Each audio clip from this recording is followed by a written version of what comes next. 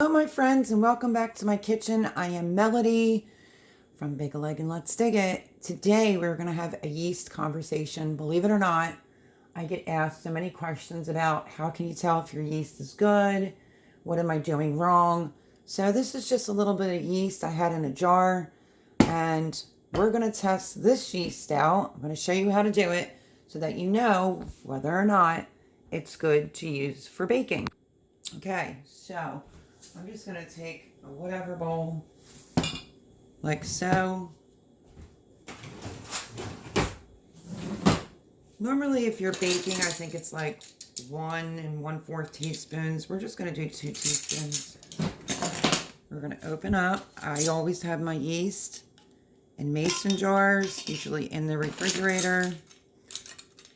So you would take 2 teaspoons of yeast, put it in the bowl, and then we're going to talk about water. The temperature of your water for yeast cannot be too hot, it can't be too cold. I had someone on Instagram say, well, what do you mean about too hot? If you put your finger in it and it's, too hot, like a baby bottle. We'll use that as an example. A baby bottle, if you're feeding a baby and you tap it on your wrist, you want it to be warm, but you don't want it to be hot enough to where you scald the baby. So we don't want to scald the yeast. If the water is too hot for the yeast, it will not be any good. If it's too cold, then the yeast will not activate. So let me measure out some water, and we're going to see if this yeast is any good or not. So normally you can just use hot tap water. You just use your tea kettle. You can use that too. I'm just going to let that warm up for a minute.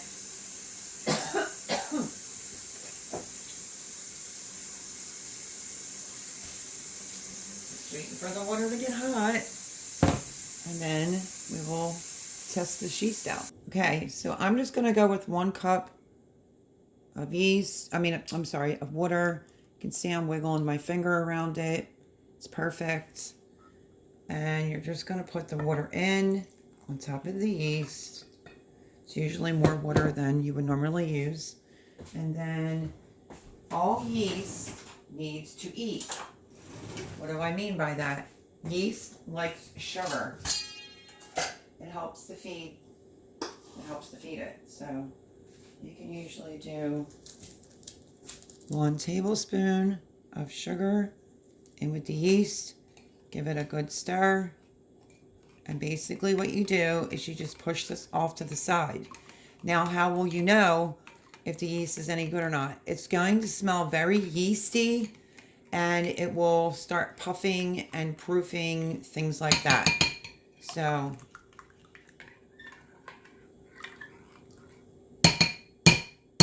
yeast stuck to my skin. Okay, so we're going to push that off to the side for a couple minutes.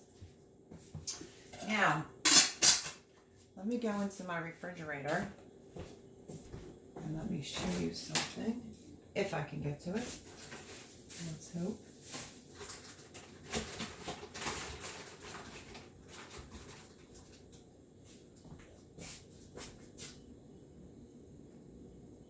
Now, this is a yeast that I just took out of my refrigerator just to show you. This is how I keep it. I keep it in a mason jar.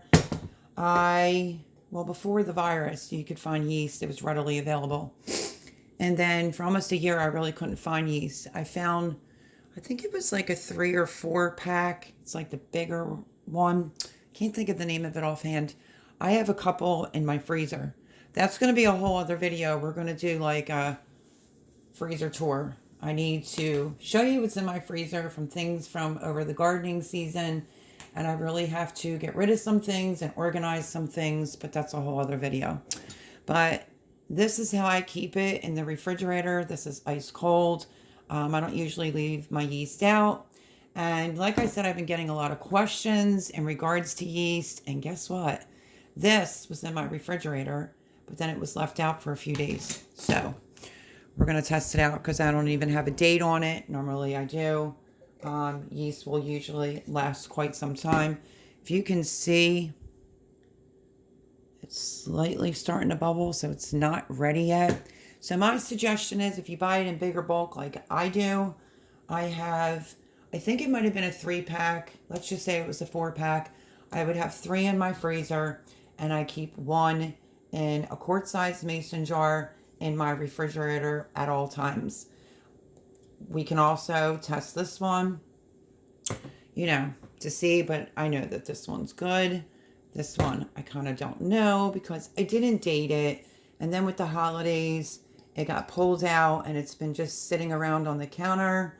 So I thought, what a better time to do this video and talk about yeast, since I'm getting a lot of questions on it. So first question was, how do I store my yeast? If I buy it in big bulk, I freeze the percentage of it and keep it in the freezer. Yeast will last a long time as long as you freeze it. And then if you want to keep it packet, like one of those big packages out, I will put it in a mason jar, keep it in the refrigerator. Now, if you just so happen to buy the sleeve, it's about this big and it's 3 packages of yeast. I used to buy them too. That's really all I could find at the time of when the virus was going on. Highly recommend you check the expiration date on the back and also store those in your refrigerator as well. So I'm trying to make sure I cover everything. So if your water is too hot, enough to burn you, or if you're warming up a bottle, it's not going to be, it's just going to kill your yeast. If the water isn't hot enough, it's not going to activate the yeast.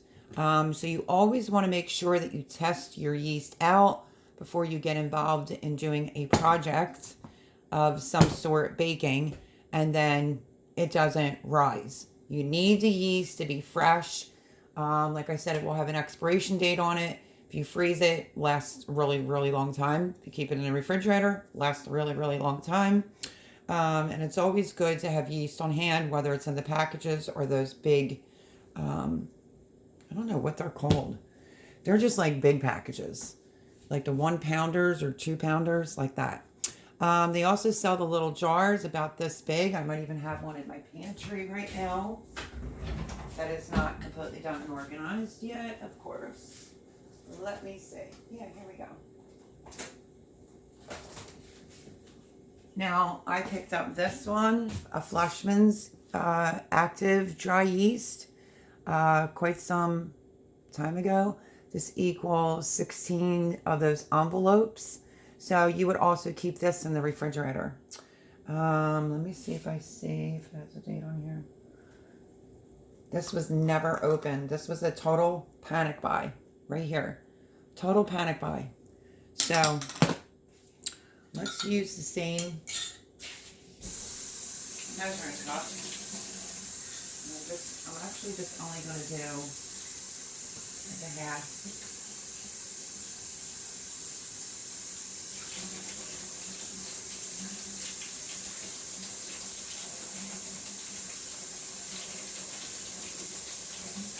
Water to warm up.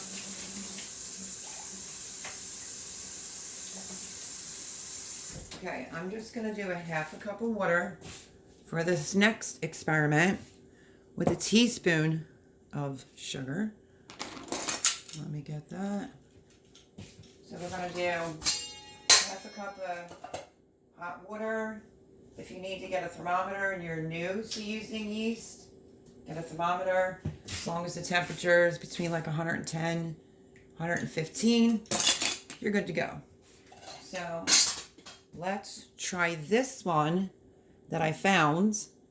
Like I said, was a total panic buy. And let's just go in with a teaspoon of this yeast right there. I want to show you what this yeast is doing right here. See if you can see it. It was just doing it, like bubbles were popping up in it.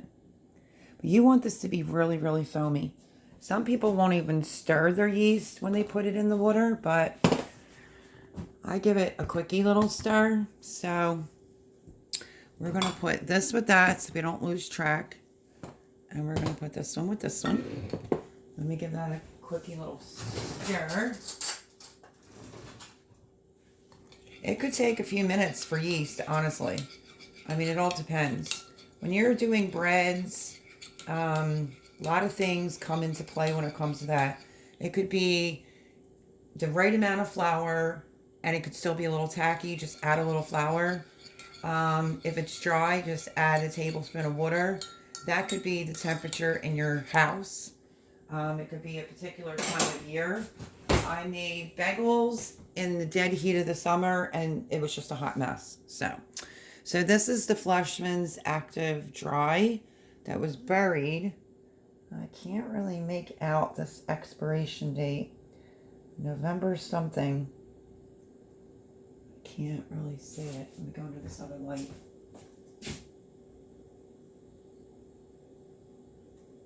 This looks like a November 2020. If you're new to my channel, welcome.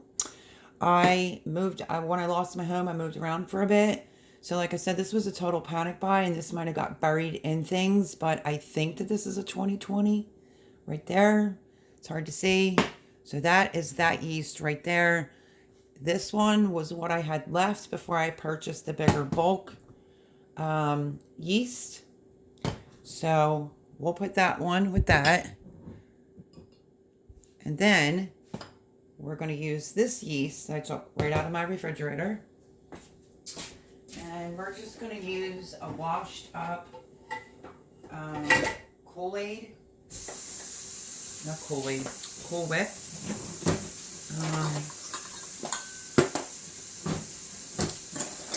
see, how much water do I want to do with this one? Let's go in for this next little experiment. I feel like my kitchen's a science experiment today. We'll just do the same again, half a cup of water.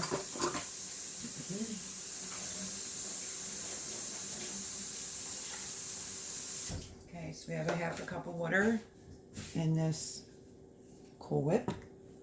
And then I'm going to go in to my yeast that I took out of my refrigerator.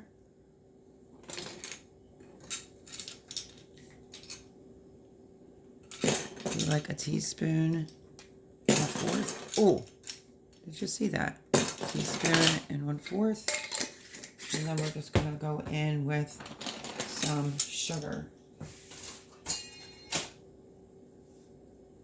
I'm probably just going to use a teaspoon of sugar right in there. Just give it a little bit of a mix. It was on my spoon.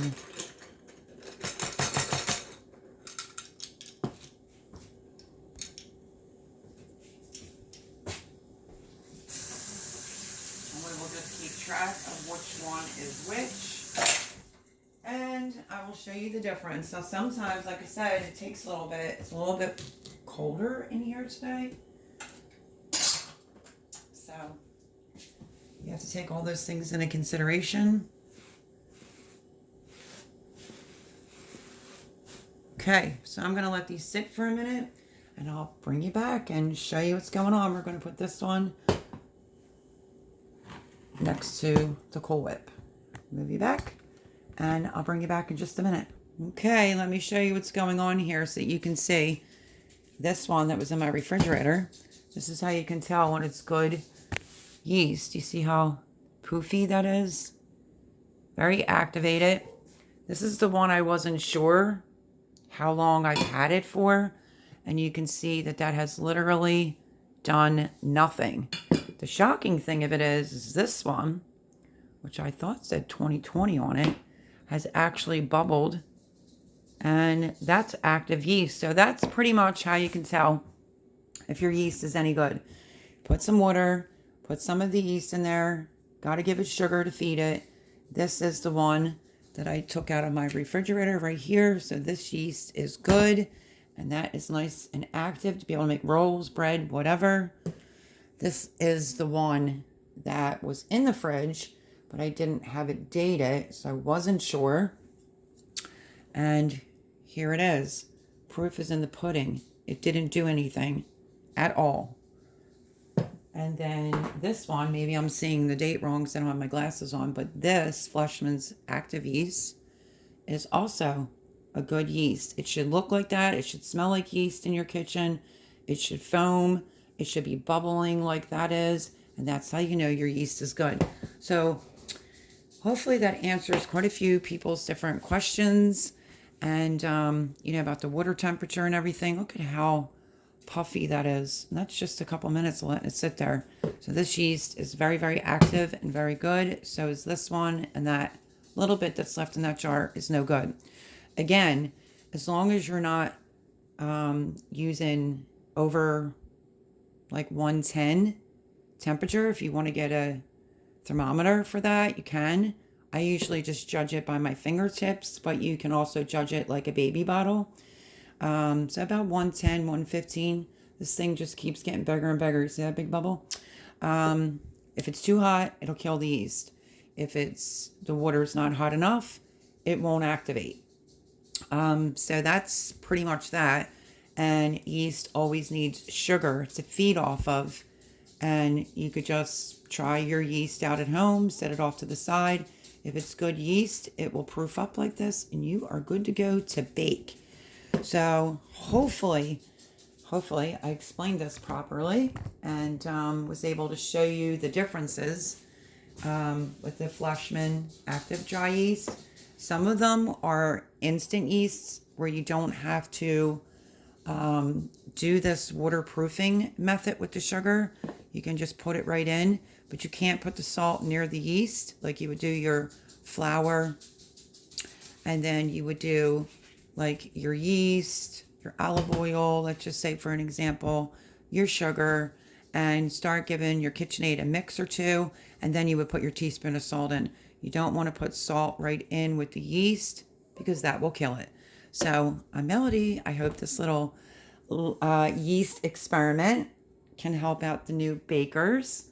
This might go under the folder back to basics, but this is how you can tell you don't have good yeast. It's right there. No good.